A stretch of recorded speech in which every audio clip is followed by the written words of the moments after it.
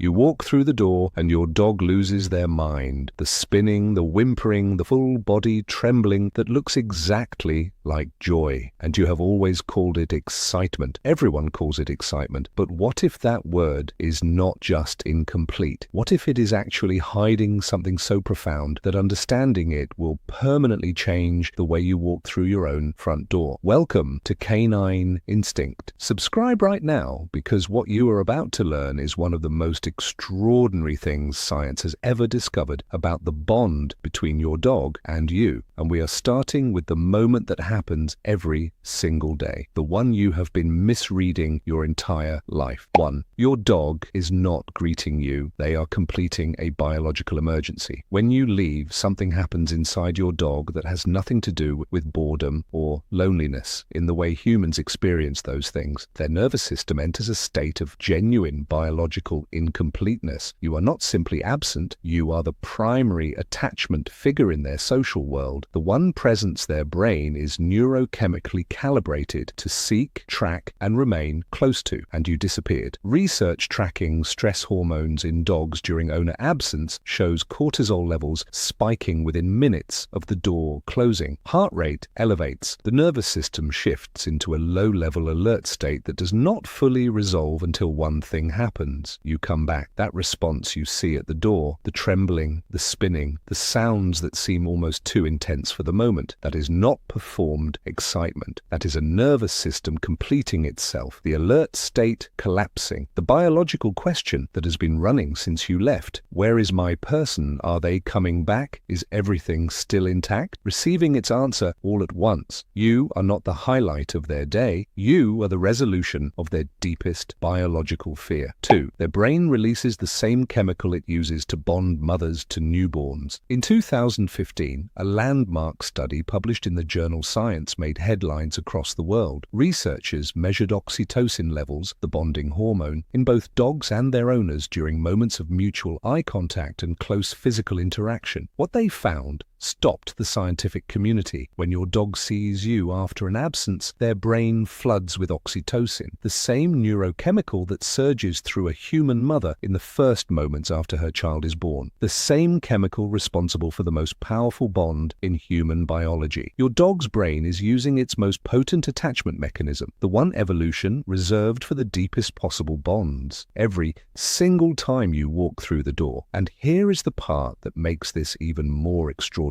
The same thing happens in you. The mutual gaze between a bonded dog and their owner triggers an oxytocin loop in both directions simultaneously. You are not just watching your dog be happy to see you. You are both, without realizing it, neurochemically bonding in real time. Every single reunion, every single day. This is not sentiment. This is not projection. This is documented biology running in both directions at once. 3. Your scent is the only thing that activates their reward center the way you do. While you were gone, your dog was doing something most owners never consider. They were holding on to you. Not metaphorically, biologically. A study from Emory University placed dogs inside brain imaging equipment and introduced a range of scents. Unfamiliar humans, familiar humans, other dogs' food. They measured which scents activated the caudate nucleus, the region of the dog's brain associated with positive anticipation, reward, and love. Only one scent produced consistent, significant activation in that reward center, the scent of their owner. Not food, not other dogs, you. Your dog's brain has a dedicated reward response to the chemical signature of your specific body. Your smell is not just familiar to them, it is neurologically associated with everything their brain classifies as safe, good, and worth anticipating. When you have been away, your scent fades from the environment, and as it fades, so does the chemical reassurance it provided. When you walk back in, you bring that scent back with you. Every smell receptor in your dog's nose, and they have up to 300 million of them compared to your 6 million, fires simultaneously. The reward center activates, the reassurance floods back. That frantic sniffing when you first arrive home is not curiosity. It is your dog downloading the chemical confirmation that you are real, you are here, and everything is intact. 4. They have been rehearsing your return the entire time you were gone. Research using audio monitoring in homes where dogs were left alone found a consistent behavioral pattern that most owners never see because they are not there to see it. In the first 15 to 20 minutes after an owner leaves, many dogs move through the home, tracking the scent trail their owner left. They visit the places their owner sat. They circle the door. Some vocalize, some pace, and then gradually most dogs settle, not because they stopped caring, because they entered a waiting state, a state of suspended anticipation that their nervous system has learned through accumulated evidence of every previous departure has a predictable outcome. You always come back. That knowledge, not a thought, but a felt biological expectation built from repetition, is what keeps most dogs functional during separation. They are not simply waiting, they are holding a prediction, and every single time you return, you confirm it. You reinforce the expectation that disappearance is not permanent, that the pack comes back, that the biological emergency resolves. The reunion is not just a greeting, it is your dog's evidence updating, another data point confirming the most important thing their nervous system needs to know. This person always returns. 5. The way they greet you is a precise emotional report. Not all reunion behaviors are the same, and the differences are not random. They are a detailed readout of your dog's internal state during your absence and of the depth of the bond itself. The dog that spins and leaps and cannot settle for several minutes was in a high arousal state during your absence. Their nervous system needed significant time in the alert state before the reunion could bring it down. The intensity of the greeting reflects the intensity of the preceding separation experience. The dog that whimpers softly and presses their entire body against you without leaping or spinning is communicating something different. That is not a lesser greeting. That is a dog whose bond runs so deep that physical contact is the only adequate response. The body pressing into you is the nervous system seeking direct co-regulation, not excitement, reconnection at the most fundamental level. The dog that brings you something, a toy, a sock, whatever they can find, is performing a behavior rooted in pack communication, bringing resources to a returning member, an offering, a way of participating in the reunion with their whole identity, not just their body. And the dog that greets you quietly, tail moving in long, slow arcs, eyes soft, who simply stays close for the next hour without demanding attention. That dog is often the most deeply bonded of all. The nervous system so accustomed to your return, so certain of your presence, that the reunion can be absorbed quietly. Trust so complete it does not need to perform itself. Watch which dog is. It will tell you more about their inner life than almost anything else. 6. Your response in that moment shapes their nervous system over time. Here is what most owners do not know. The way you receive your dog's reunion behavior, the energy you bring to that moment, the quality of your attention, whether you are present or distracted, is not neutral. It is input, and your dog's nervous system is taking notes. A 2022 study confirmed that dogs process their owner's emotional tone in the same brain hemisphere humans use to process emotional communication. Your dog is not just happy you are home. They are reading you, assessing your state, calibrating their own nervous system against yours. When you rush through the door, distracted, dropping bags, already on your phone, giving your dog a brief pat without making eye contact, your dog receives a greeting. But the neurochemical loop does not fully complete. The oxytocin release is partial. The stress hormones do not drop as far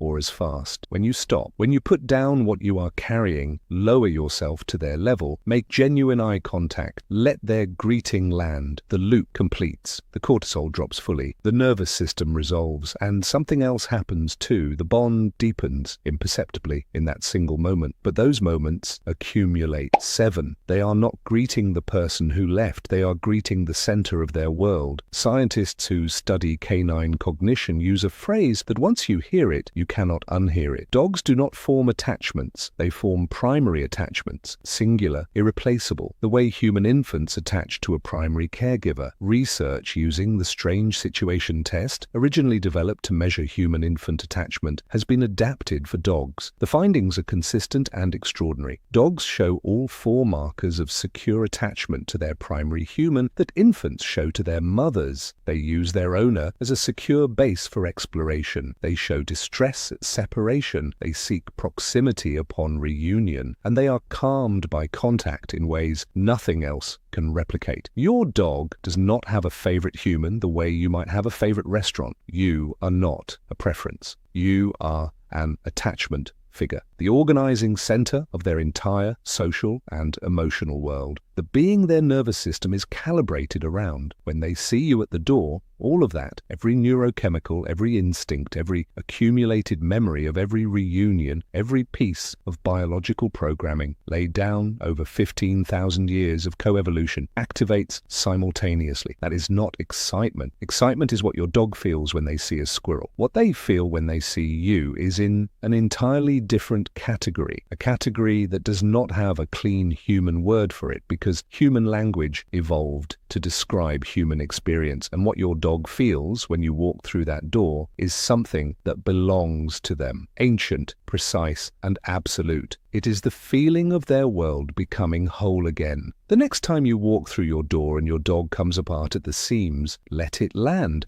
not as flattering, not as cute, as what it actually is, a living creature whose entire nervous system just exhaled because the one thing it cannot function without just came home. You were always more than they could say. Now you know exactly how much more. If this changed the way you will walk through your door tonight, share it with one person whose dog deserves to be understood. Subscribe to Canine Instinct. We are here every week translating the language your dog has been speaking to you all along.